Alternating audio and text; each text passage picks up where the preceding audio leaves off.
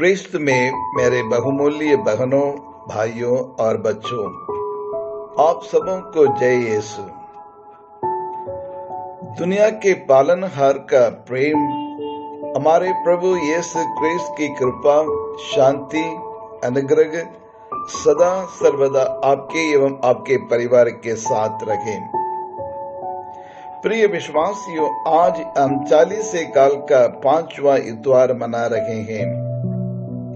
40 साल का ये अंतिम रविवार है, क्योंकि अगले सप्ताह से हम एक पुण्य सप्ताह यानी एक पवित्र सप्ताह में प्रवेश करने जा रहे हैं। आज के सुसमाचार का मूल निचोड़ है निर्णय एवं समाधान।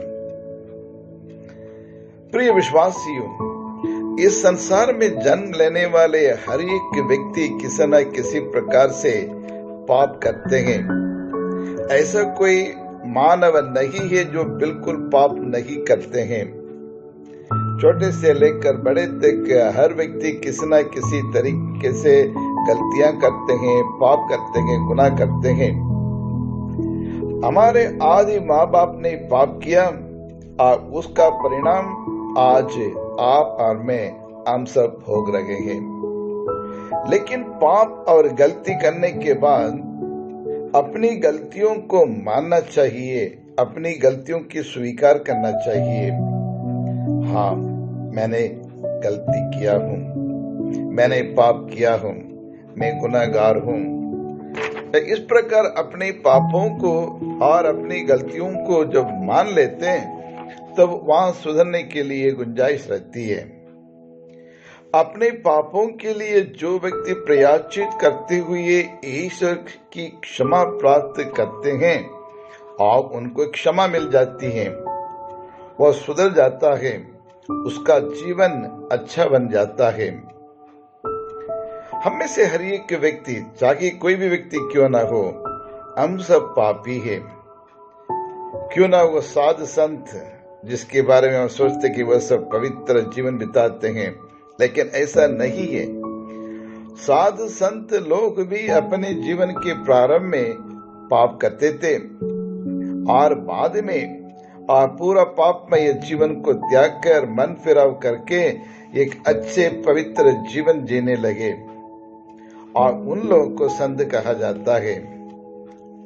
किसी कवि ने और इस प्रकार लिखा है, पाप की कब्र की ओर जाने के लिए अनेक रास्ते हैं।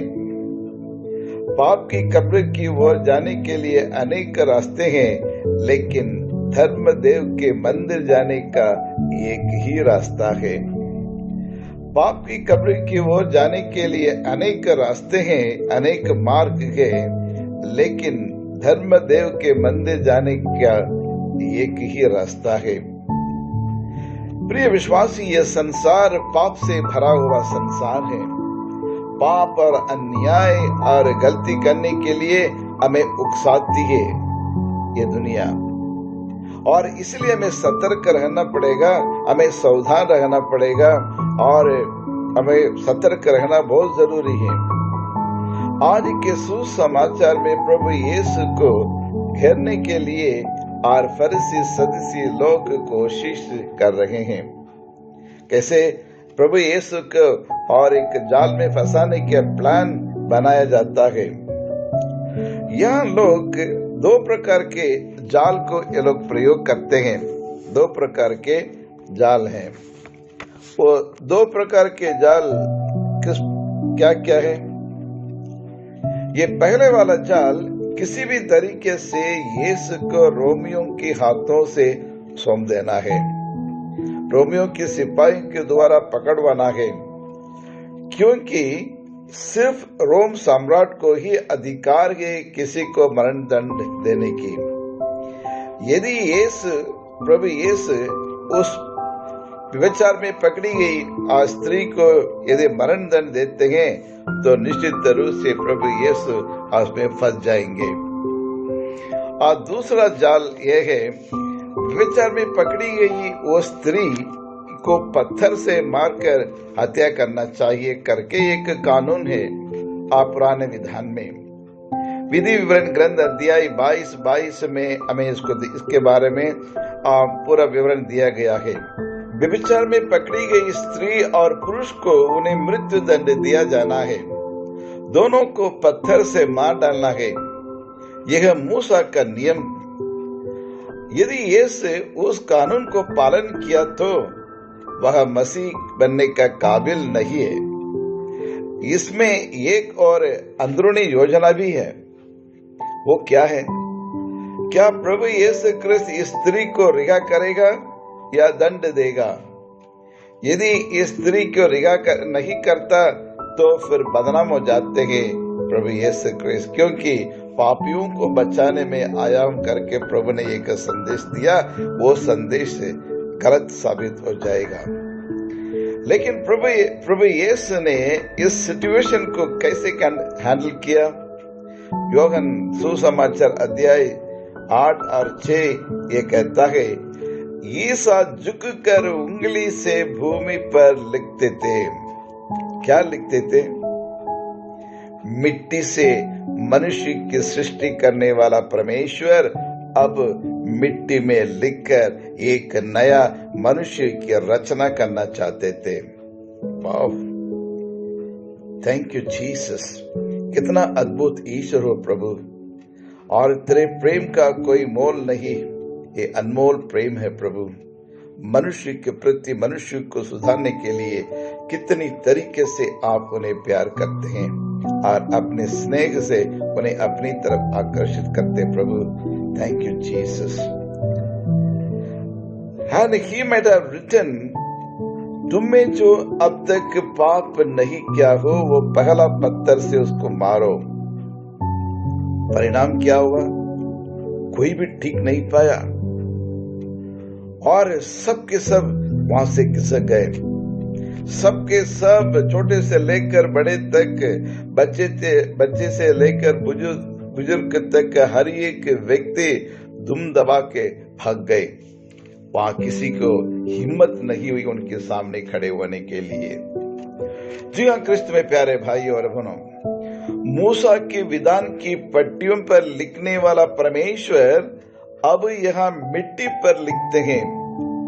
कानून बनाने वाले से कई गुना बेहतर है न्याय जज। कहने का तात्पर्य कि मूसे से बढ़कर ही हमारे प्रभु यीशु मसीह यानी मसीहा। दूसरी बार प्रभु यीशु क्यों नीचे झुककर लिख रहे थे?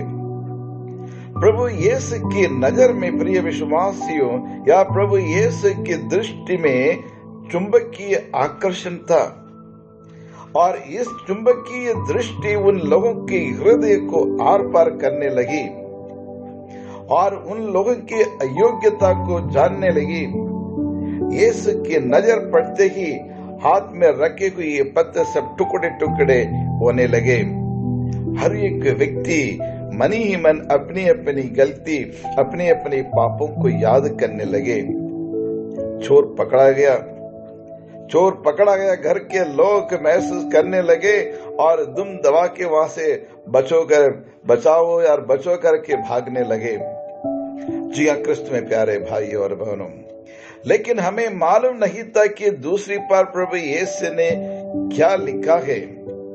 जैसे मूसा पहली बार जब उन्हें ये विधान की जो पट्टी मिली थी और ये बछड़े की मूर्ति को तोड़ उस पट्टी से और ये बछड़े की मूर्ति को उन्हें तोड़ डाला, उसी प्रकार प्रभु यीशु झुककर लिखने से शिकायत करने वालों का दिल को भी उन्हें तोड़ डाला। इजरायली लोग और मुल्टन काफ जो कहते हैं, बछड़े की मूर्ति की और उस पट्टी से मार के उसको तोड़ डाला, उसी प्रकार यहाँ प्रभु यीशु ने और ये शिकायत करने वाले इन पापियों को दिल को भी प्रभु यीशु ने तोड़ डाला है। दूसरी बार मूसा ने उस विधान की पट्टी लाकर जीवन भर उन्हें सुरक्षा प्राप्त करने के लिए उन्हें दिया है। उसी प्रकार प्रभु यीशु ने उन लोगों की मानसिकता को ठीक किया। He created a new conscience in the heart of all those people. प्रिय विश्वासियों, हमारे परमेश्वर के कोई जवाब नहीं है। हमारे प्रभु यीशु क्रिस्त के समान कोई संसार में ईश्वर नहीं है। कितना करुणामय परमेश्वर है और कितना दयालु परमेश्वर है और कितना सगन करने वाला परमेश्वर है। अत्यंत सहनशीलता उनमें है। पापियों को कभी घृणा नहीं करते, पापों से घृणा करते हैं। गलती करने वाले जब अपनी गलतियों को मान लेते हैं, स्वीकार कर लेते हैं, तो उन्हें बड़ी हृदय से और उन्हें क्षमा करने के लिए हमारे प्रभु तैयार हैं। पापियों को बचाने के लिए मैं आया हूँ, दंड देने नहीं, पापियों के विनाश नष्ट करने में नहीं आया, गलती करने वालों के सही मार्ग दिखाने के लिए मैं आया हूँ करके प्रभु बताते हैं। प्रिय विश्वासी, लेकिन वहां जो खड़े थे, जितने लोग उसके ऊपर वो व्यभिचार में पकड़ी गई स्त्री को पत्थर से मार डालने के लिए कितने लोग, सैकड़ों लोग आए हुए थे, लेकिन यहाँ एक भी नहीं है, छोटे बच्चे तक नहीं है। इसका मतलब क्या है? सबने पाप किया, इसलिए छोटे से बड़े तक सब भाग गए। जी हाँ प्यारे बहनों और भाइयों, जब हम अपनी गलतियों को, अपने पापों को स्वीकार करते हुए प्रभु से क्षमा मांगे तो निश्चय है हमें क्षमा मिल जाती है। बाइबल कहती है, और पहला यूहन्ना अध्याय 1 पद संख्या 8-9, यदि हम कहते हैं कि मैं और हम निष्पाप हैं तो हम अपने आप को धोखा देते हैं। आज हम में से कई लोग कहते हैं मैंने नहीं किया, मैं पाप नहीं करता, मैं गलती नहीं की, गलती की हम साबित करने के लिए कोशिश करते हैं। जो व्यक्ति अपने निष्पाप मानते हैं वो अपने आप को बड़ा धोखा देते हैं। लेकिन अगर हम और अपने पापों को स्वीकार करते हैं तो वह हमारे पापों को क्षमा करेगा, हमें हर अधर्म से शुद्ध करेगा, क्योंकि वह विश्वसनीय तथा सत्य प्रतिज्ञ परमेश्वर है। जी हाँ क्रिस्त में प्यारे भाइयों और बहनों, और इससे एक और शिक्षा भी हमें मिलती है। वो क्या है? नेवर जज अदर्स। दूसरों के ऊपर कभी जजमेंट पास नहीं करना, दूसरों के ऊपर कोई निर्णय नहीं देना। निर्णय देने का काम पिता परमेश्वर का काम है। Only God can judge us. You and I cannot judge others because we are all contingent beings. We are not the holy persons. दूसरों के ऊपर निर्णय नहीं देना चाहिए, लेकिन दूसरों के ऊपर निर्णय और देने वाला 3 प्रकार के लोग होते हैं। ये पहला, मैं जो करता हूं सब सही, जो तुम करते हो वो सब गलत है, गलत ही गलत है। ये घमंडी लोग हैं। दूसरा टाइप का लोग है, मेरे दोस्त लोग करेगा तो सही है, ठीक है, लेकिन मेरे दुश्मन लोग करेंगे तो वो गलत है। ये पक्षपात करने वाले लोग हैं।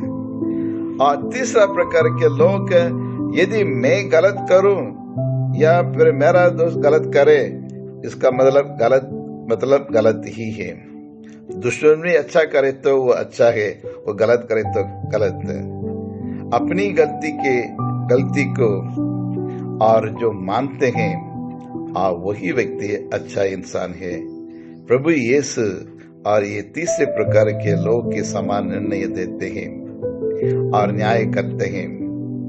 लेकिन हम कौन हैं? हम किस प्रकार के लोग हैं? ये 3 में से इसको जवाब देना हमारा परम कर्तव्य है। आज प्रभु यीशु क्रिस्त बुला रहे हैं। जिस प्रकार उस व्यभिचारी में पकड़ी गई उस स्त्री की उन्हें क्षमा किया और कहा जाओ और आज से एक नया जीवन शुरू करो, नए सिर से एक नई जिंदगी प्रारंभ करो और पाप मत करो, अन्याय मत करो और एक अच्छा क्रिस्तीय जीवन बिताओ, कृपा का जीवन बिताओ, सच्चा प्रेम का जीवन बिताओ करके उन्हें माफ कर दिया। प्रिय विश्वासियों, जब हम प्रभु यीशु के क्रूस के नीचे आते हैं, हमारे प्रभु यीशु जो क्रूस पर अपना लहू बहाकर आपको मुझको, मैं तेरे और मेरे और ये गुनाहों को और पापों को दाग है, वो दाग को प्रभु यीशु ने वो सर्फ एक्सेल के समान अपने लहू देकर हमारे पापों को धो डाला है। इसलिए आज आप और मैं जीवित हैं। हम जीवित हैं क्योंकि प्रभु यीशु ने और अपने लहू से हमें बचाया है और अपने लहू की कीमत के द्वारा ही उन्हें हमें खरीद लिया है। प्रिय विश्वासियों, इसलिए आज ये संसार टिका है, इस दुनिया टिकी है, आप और मैं जीवित हैं। तो आइए हम प्रार्थना करें। हे सर्वशक्तिमान शाश्वत परमेश्वर, दयालु परमेश्वर, हम पर दया कर, हम पर दया कर। जिस प्रकार उस अंधे व्यक्ति ने आपको पुकारा, हे दाऊद के पुत्र, मुझ पर दया कर, मुझ पर दया कर, आज हम भी उनके साथ मिलकर वही दोहराते, प्रभु हम पर दया कर और मुझ पर दया कर और हमारे देश पर दया कर, हमारे परिवार पर दया कर। हमने जाने में अनजाने में अनेक प्रकार की गलतियां की, पाप किया है, अन्याय किया है। उन तमाम पापों के लिए, गलतियों के लिए, अपराधों के लिए हम आपसे क्षमा मांगते हैं प्रभु। साथ साथ एक दूसरे को क्षमा करने की शक्ति भी, बल भी हमें प्रदान करे, ताकि हम परिवार में, समाज में, देश में हर एक व्यक्ति को क्षमा कर सकें। और साथ साथ हम दूसरे के ऊपर किसी भी प्रकार के इल्जाम ना लगाने की वो कृपा भी हमें प्रदान करे, ताकि हम वी डोंट जज अदर्स। प्रभु हमारे साथ रह जा, हमारे परिवार के साथ रह जा, हमारे देश में हम एकता बना रहने के लिए और शांति, अमन शांति बने रहने के लिए कृपा प्रदान करे। यूक्रेन देश को बचा ले प्रभु, वहां की शांति बने रहे। यही प्रार्थना करते हैं हमारे प्रभु यीशु क्रिस्त के द्वारा। आमीन, आमीन।